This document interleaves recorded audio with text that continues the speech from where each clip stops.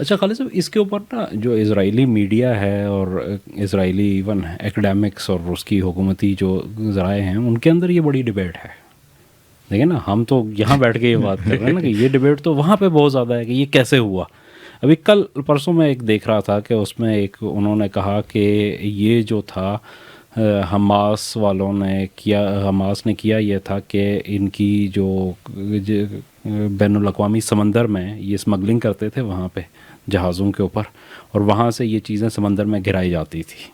اور پھر انہوں نے کہا کہ ہم نے کچھ پکڑی بھی ہیں ان کے جو کرافٹ ہوتے ہیں نا، ڈرائیورز جو ہے نا، وہ ایک تو یہ ہے کہ خود تیر کے جا رہا ہے، ایک یہ ہے کہ وہ چھوٹے ان کے پاس جو ہے نا کرافٹ ہیں جو زیر سمندر چل کے جاتے ہیں، آبدوز ٹائپ کے ہیں، جیسے ڈرون ہوتے ہیں نا بغیر پائلٹ کے، تو اس طرح وہ آبدوز اس میں مطلب بندہ ہے اس کے اندر بیٹھا ہوا لیکن بہت چھوٹا سا ہے اور وہ الگ سے. تو انہوں نے کہا کہ یہ سمندر کے اندر سے انہوں نے یہ کیا ہے، یہ جو میزائل اور یہ ساری چیزیں جو تھی نا یہ وہاں سے آئی ہے. یہ جو اس کے اوپر اصل میں وہ ڈبیٹ ان کی یہ چل رہی تھی کہ کیا ایجپٹ اس کے اندر ملوث ہے اسمگلنگ کے اندر سی سی کی حکومت آنے کے بعد. تو اس کو انہوں نے جسٹیفائی کیا کہ نہیں، سی سی کی نہیں تھی یہ، بیسیکلی وہ تو بہت نیک آدمی. ہاں اس نے خود جو بیان دیا اس نے کہا کہ ہم ہماری سرحدیں بالکل محفوظ ہیں اور جس طریقے سے ہم اس کی نگرانی کریں. نگرانی نہیں، انہوں نے یہ کہا ہے کہ اس طرف ہمیں بھی فل ایکسیس موجود تھی اور ہم ہر چیز کو وہاں پہ مانیٹر کر رہے تھے مصر کی سرحد سے. تو وہاں سے یہ ممکن نہیں ہے کہ وہ چیز،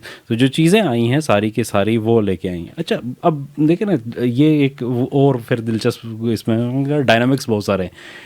اب دیکھیں آئرن ڈوم جو ہے واقعتاً دنیا کا جدید ترین ڈیفنس کا سسٹم تھا، اور جدید ترین ڈیفنس کے سسٹم کو انہوں نے ناکارہ کیسے بنایا کہ وہ ایک جو ہے پائپ،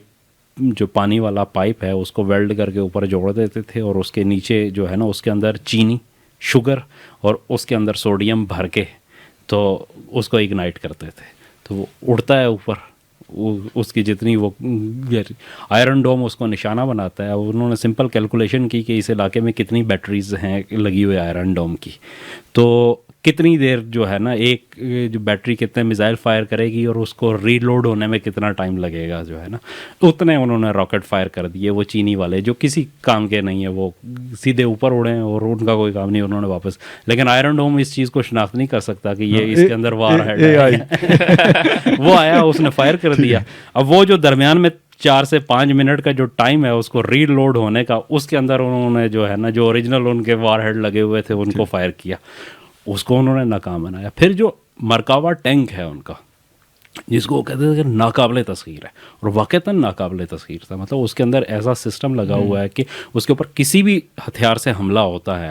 اگر تو بندوق سے یا اس سے ہوتا ہے تو اتنا موٹا لوہا ہے کہ اس کے کو پہ اثر نہیں کرے گا. لیکن اگر کوئی میزائل یا راکٹ اس کے اوپر فائر کیا جاتا ہے تو اس کے اندر یہ ہے کہ اس کا جو ریڈار سسٹم ہے اس کو ڈیٹیکٹ کرے گا اور اس کے اوپر سپلٹر جو ہے نا، چھوٹے چھوٹے ٹکڑے وہ اس میں لگے ہوئے ہیں جو فائر کر اس کے راستے میں پھینک دے گا. تو وہ ایک شیلڈ بنا دیتا ہے سامنے، چھوٹے چھوٹے لوہے کے ٹکڑے پھینک کے نا، تو جو بھی چیز آئے گی وہ ان سے ٹکرائے گی تو وہ اس تک پہنچنے سے پہلے ہی بلاسٹ ہو جائے گی وہاں پہ. تو اب اس کا توڑ انہوں نے کیا نکالا کہ یہ اس کے اوپر جو ہے نا یہ 20 میٹر سے کم کے اوپر سے اسے نشانہ بناتے ہیں. تو جو وہ راکٹ ہوتا ہے وہ 3 سیکنڈ میں اس کو ہٹ کر جاتا ہے، جبکہ اس کو ایکٹیویٹ ہونے میں، اس سسٹم کو ڈیٹیکٹ ہونے میں 7 سیکنڈ کا وقت ہے کہ 7 سیکنڈ کے اندر جو ہے نا. اب یہ چیز انہوں نے پہلے سوچی نہیں تھی کہ بھائی 7 سیکنڈ سے پہلے بھی کوئی چیز آ سکتی